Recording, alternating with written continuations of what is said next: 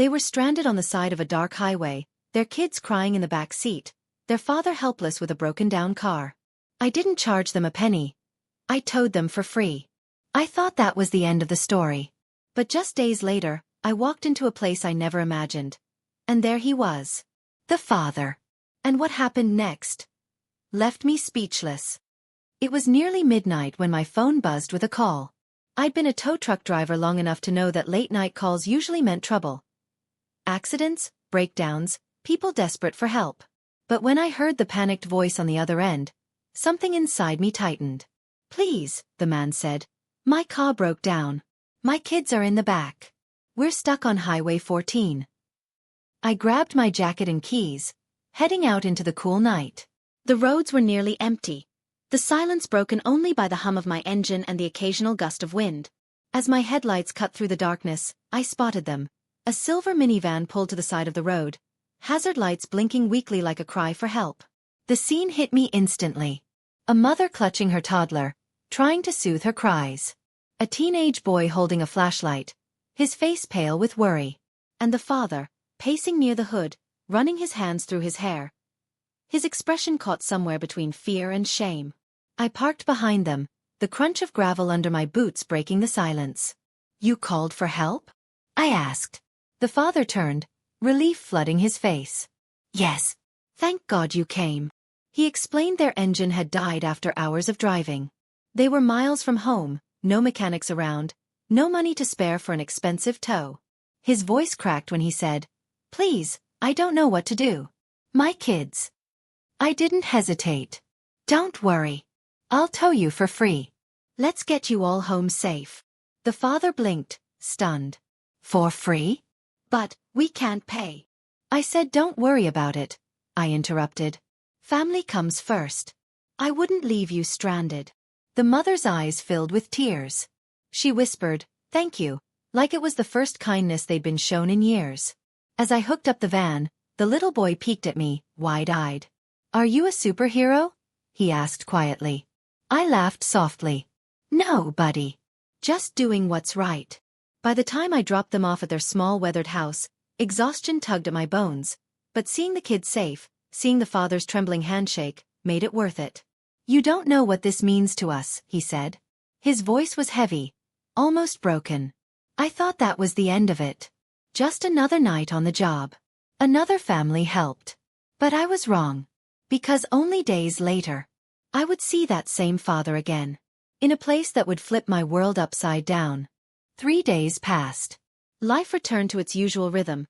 Calls in the dead of night, long hours on the road, the endless hum of my tow truck engine. I didn't expect to ever see that family again. To me, it had been a simple act of kindness, one I never thought twice about. But fate had other plans. It was a Thursday evening, and I had been called downtown for a stalled luxury car blocking the entrance of a high-rise building. As I pulled up to the curb, I glanced at the building itself.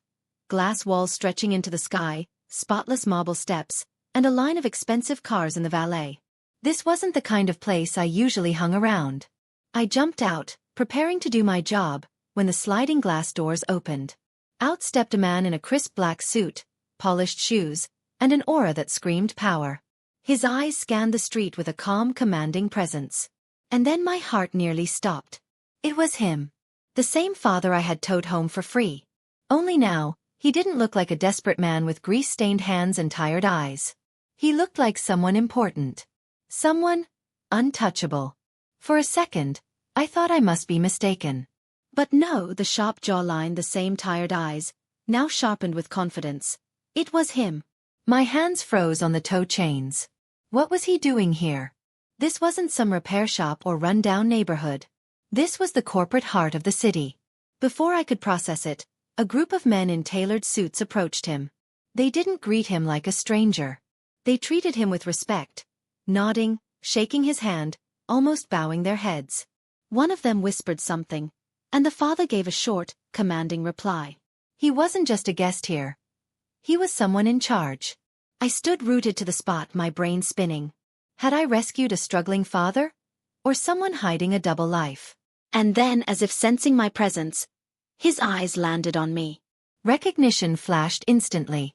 For a heartbeat, I saw the same desperate father from that dark highway. But it vanished in an instant, replaced by something colder. A flicker of warning. He excused himself from the group and walked toward me. My pulse raced. The closer he got, the heavier the air seemed. Finally, he stood in front of me, his voice low and controlled. "You shouldn't be here," he said. I swallowed hard. I was called for a car. He glanced at the stalled luxury sedan, then back at me. His jaw tightened. "Do your job. Then leave. And forget you saw me here." The word sent a chill down my spine. This wasn't gratitude. This was a threat. And at that moment, I realized, the man I had helped was not who I thought he was. My hands shook as I latched the stalled car to my truck, but my eyes never left him. The father, the same man I'd seen broken and desperate on the highway, now moved like someone used to control, like every person in that glass tower answered to him. I couldn't shake his words. "Forget you saw me here." But how could I forget? When I finished, I noticed something. A black SUV idled near the curb, its windows tinted, engine humming. Two men stepped out, both dressed in dark suits, both scanning the street like hawks. They weren't ordinary employees. They looked like security. The father slipped into the SUV. As it pulled away, my curiosity burned hotter than fear. Who exactly had I helped that night? That question gnawed at me until I found myself driving past that same high-rise the next day. Parked across the street, I watched as expensive cars rolled in and out. Then I saw him again, this time walking with a group of executives, all hanging on to his every word. I wasn't imagining it. He wasn't just some mechanic or factory worker. He was powerful, influential. But here was the strangest part. He looked different again. Not like the father I'd rescued. Not even like the executive in charge. He looked guarded, as though he was carrying a weight no one else could see. And then I noticed it. His eyes. Whenever no one was watching, they dimmed. They carried the same exhaustion, the same desperation I'd seen that night on the highway. Something wasn't adding up. Why would a man with wealth, power, and an entourage be stranded in a beat-up van with his family? Unless he didn't want anyone to know the truth. That's when it hit me. He was hiding something. A double life. And I had walked right into it. I couldn't let it go. The image of that desperate father on the roadside and the powerful man in a glass tower didn't match. Something inside me demanded answers. So that night, I parked my tow truck 2 blocks away and waited. Hours dragged by until finally, I saw it. The same black SUV pulling up to the building. The father stepped out, but not alone this time. 2 men flanked him like bodyguards, their eyes scanning the street with practiced precision. My gut twisted. This wasn't a regular businessman. I tailed the SUV when it left. My heart pounded as we wound through empty streets until the vehicle stopped at a dimly lit warehouse. The kind of place where secrets stayed buried. From my vantage point, I saw people waiting inside. Dozens of them, dressed sharply, briefcases in hand. And there he was, standing at the center, commanding the room. His voice carried authority, but there was something darker in his tone. This wasn't just business. It felt dangerous. I strained to hear and caught fragments. Shipments, accounts, silence. My stomach dropped. The father I had pitied days ago wasn't a helpless man at all. He was running something big. Something illegal. And just as I started to back away, the SUV door creaked open. One of the guards stared right at me. The guard's eyes locked on mine. My breath caught, my heart hammering in my chest. I scrambled to duck behind the corner, but it was too late. The SUV door slammed. Footsteps pounded against the pavement. "Hey!" a rough voice barked. 2 men stormed toward me, their stride sharp and purposeful. One reached for his jacket. Too fast, too deliberate for comfort. My instincts screamed run. But before I could move, a third voice cut through the night. "Wait!" The father stepped out of the warehouse. His presence froze the men mid-stride. He looked at me, really looked, like he was weighing my life in his hands. I expected anger, threats, maybe worse. But instead he sighed, his shoulders heavy. "You shouldn't have followed me," he said quietly. I swallowed hard. I wanted to know the truth. His men glanced at him, waiting for the order.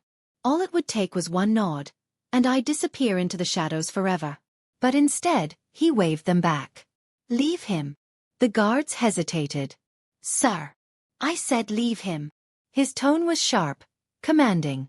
They retreated reluctantly, glaring at me like I'd escaped something I couldn't even name. The father walked closer, his expression unreadable. You saw more than you should have. That puts you in danger. His eyes narrowed. And yet, you helped me when no one else would. I couldn't tell if his words were a warning or a confession. All I knew was that I was standing on the edge of a secret too big to walk away from. The father stood there under the glow of the warehouse lights, his face caught between two lives, the desperate man I'd rescued on the highway, and the powerful figure I now saw before me. You're a good man, he said finally, his voice low. That night, you didn't ask questions. You didn't demand money. You just helped. And that's exactly why I can't let you walk away now. My pulse spiked. What are you saying? He motioned for me to follow. Against every instinct screaming at me to run, I stepped into the warehouse. The air inside was heavy with tension. Men in sharp suits moved like pieces on a chessboard, exchanging files, whispering deals. At the center stood a table stacked with documents and briefcases. This, he said, gesturing at the scene, is my real life. I stared, trying to process. You're what? Some kind of businessman. His lips curled into something between a smirk and a grimace. That's one word for it. Others might call it organized crime. Arms, shipments, money that never touches a bank. I lead them. The ground seemed to shift beneath me. My mind flashed back to his kids crying in the van, his wife clutching their toddler, his helpless face under the cold highway lights. That man and this man couldn't possibly be the same. Why the act? I asked, my voice sharper than I expected. Why the beat-up van, the broken-down life? If you have all this, I waved at the warehouse, why pretend to be desperate? His eyes darkened. Because I needed to disappear. Sometimes power is more dangerous than poverty. My enemies know my name. They know my face. But that night, my family was vulnerable. Someone tampered with our car to send me a message. If you hadn't shown up, he trailed off, jaw clenched. Let's just say my children might not have made it home. The revelation hit me like a punch. That night hadn't been random. It was a trap. I shook my head, anger bubbling. And you dragged your family into this? Those kids don't deserve. Don't you dare lecture me. His voice cracked like thunder, echoing off the warehouse walls. For a moment, the mask of power slipped, revealing raw fear. Do you think I wanted this life? Do you think I wanted my children to grow up in the shadow of men who would kill them just to hurt me? Silence stretched between us, thick and suffocating. Finally, his tone softened. You saved us that night. I can't change what I am. But I can promise you this, because of what you did, you'll always have my protection. Whether you want it or not. The weight of his words pressed down on me. I wasn't just a bystander anymore. I was part of his world now. And part of me knew. There was no turning back. The father's words echoed in my head like a curse. You'll always have my protection. I didn't want protection. I wanted my life back. My simple, quiet life of late-night tow jobs and grease-stained hands. But once you saw behind the curtain of a man like him, there was no unseeing it. For days I lived in paranoia. Every passing black car, every shadow on the street, every sudden noise made my heart race. I wasn't part of his world, but his world was now part of me. And then, everything came to a head. It was a rainy night when I heard the knock at my door. Heavy. Urgent. I froze. Slowly, I opened it. And there he was. The father. His suit was torn, his face bruised, his eyes wild with desperation, the same look I'd first seen on that highway. They found us, he said, his voice breaking. My family. They're in danger. Please. You're the only one I trust.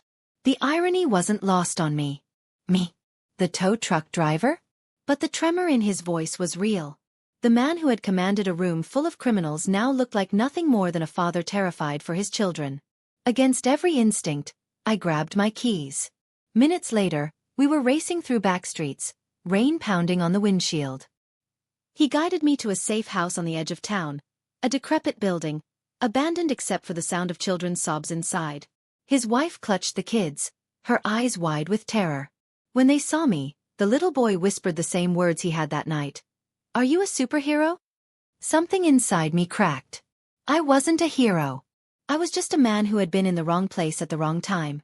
But looking at that terrified family, I realized something. Sometimes, being a hero isn't about capes or glory. It's about showing up when no one else will. I helped them escape that night. I drove until dawn, far beyond the city limits, until we reached a place where his enemies couldn't find them. And when he turned to me, his voice raw with gratitude, he whispered, "You saved us twice. I'll never forget it." I looked at him, this man of two lives, two faces, and finally spoke the truth I'd carried all along. "You don't owe me. But you owe them. Be the father they think you are. Leave this life behind before it swallows them." For a moment, silence filled the air. Then he nodded, tears streaking down his bruised face. That was the last time I ever saw him. Rumors spread later, about a powerful man who vanished overnight, leaving his empire to crumble. Some called it betrayal. Others called it weakness. But I knew the truth. Somewhere out there, a family was safe. Not because of his power, not because of his money, but because one night on a lonely highway, I chose kindness. And sometimes that choice changes everything.